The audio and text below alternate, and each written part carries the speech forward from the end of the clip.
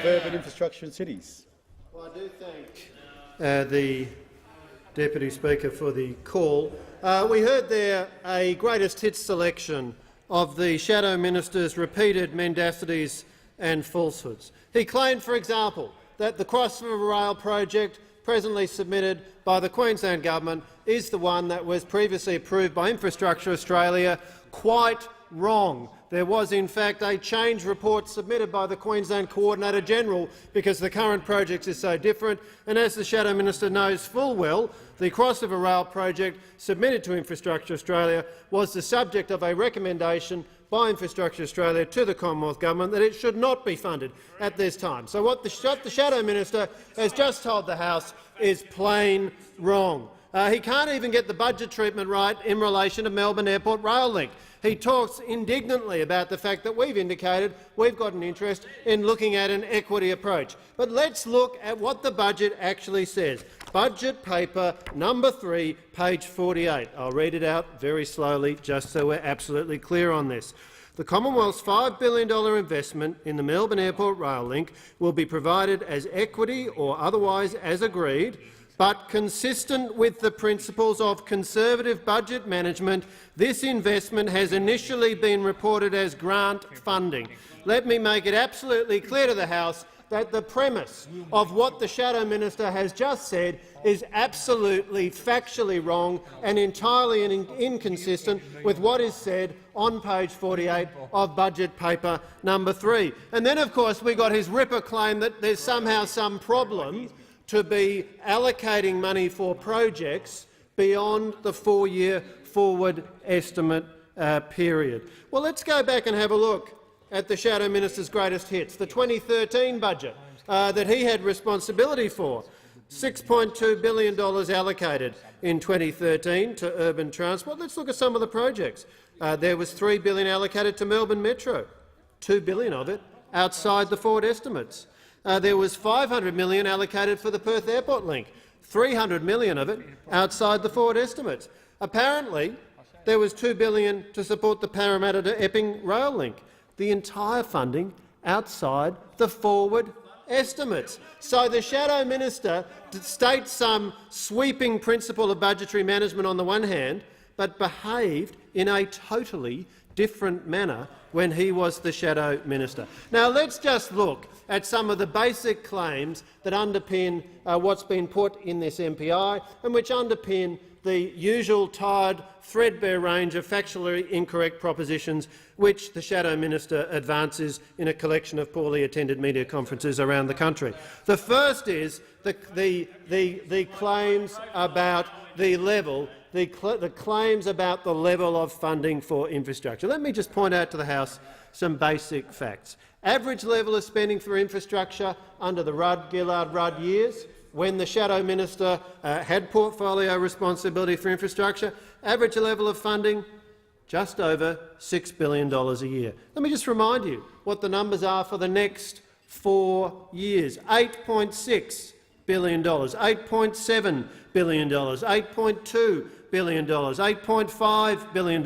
You'll see there's quite a difference between just over 6 and well over 8, and yet he has the temerity to come in here and claim that in some way infrastructure spending is falling. Was he asleep when we announced $3.5 billion for the roads of strategic importance, when we announced $1 billion for the Urban Congestion Initiative, when we announced over $5 billion for projects in Queensland, $971 million for the Coffs Harbour bypass, up to $5 billion for the Melbourne Airport Rail Link, $1.05 billion for additional Metronet projects in Perth, $944 million for a Perth congestion package. So the claim that in some way that the infrastructure funding is falling is factually wrong. The facts are clear. We are seeing increases in infrastructure spending, and of course those increases build on an extremely comprehensive existing program of infrastructure investment all across Australia, be it $1.6 billion for projects on the North-South corridor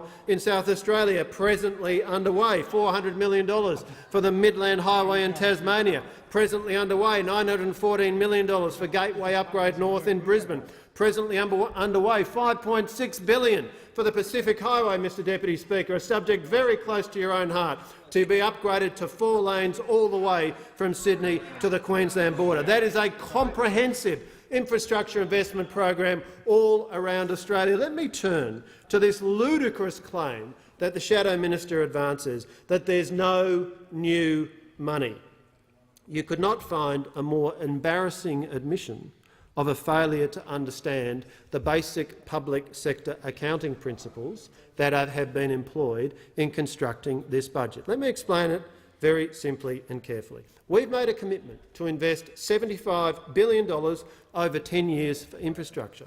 And we haven't just made that promise on a one-off basis and walked away from it. We've been very careful to make sure that is supported by the appropriate, responsible, credible public sector accounting treatment. So what we do is we provision the required amount of money every year for 10 years. And then every project we announce, we allocate very specifically against that rolling program, the designated amount, the designated timing. That's why there's no need for individual dollar amounts to be set out in the line items cited by the Shadow Minister, as he knows full well, but is simply cynically attempting to mislead people who may not find public sector accounting the most fascinating and gripping topic. But that is a deeply misleading claim, because the money is there, the money's been provisioned, and let's turn to the substance of the claim that it's not new money. You know, if you live in Tasmania, what you now know is that there's $461 million committed by the Turnbull government for the Bridgewater Bridge. Money that wasn't committed before. No, you could compare that. You could compare that to what Labor committed, $100 million. They got laughed off the island for that particular proposition. We've committed $461 million, and it's fully provisioned in our 10-year infrastructure program. Tell it to the people of Nowra that apparently it's not new money. There's $155 million for the Nowra Bridge. They know now, after this budget, that money is there, that project will be delivered. Tell it to the people of Brisbane. They now know, after this budget, $300 million for Brisbane Metro. They didn't know that money was there before because that decision hadn't been made, and yet the Shadow Minister has the temerity to claim that that's not new money. If you live in Brisbane, you now know $300 million committed to Brisbane Metro. What about Bunbury? The Bunbury Outer Ring Road, $540 million. That is new money committed for the Bunbury Outer Ring Road, funding that was not committed before. And yet again we have this ludicrous proposition that there's no new money. The people of Perth know now, something they did not know before the budget, that there's $1.05 billion for further stages of the transformational Perth Metronet project. Ellenbrook to Morley, extension of the Armidale line to Byford, $1.05 billion, and apparently there's no new money. I've got $1.05 billion reasons to say to you that is dead wrong. $1.05 billion of new money. Port Augusta, Joy Baluch Bridge, $160 million. Gawler line electrification, $220 million. And how long has the Gawler line taken? From a South Australian Labor MP. We don't have the time to go through the lengthy catalogue of public sector incompetence that we have seen from South Australian Labor when it comes to Gawler line electrification. But I tell you what, in years to come it'll be a case study in schools of government, in schools of public policy all around the country, the chaotic mess that Labor, federal and state in South Australia produced when it came to Gawler line electrification. Well, we are going to fix that, and we are going to work with a business-like, sensible, serious, determined state government in South Australia. Thankfully, they now have a capable Liberal government, the Marshall government, and we've committed this vitally needed funding to Gawler line electrification. But this ludicrous claim that somehow investment in infrastructure through debt and equity doesn't count as infrastructure investment, simply factually wrong.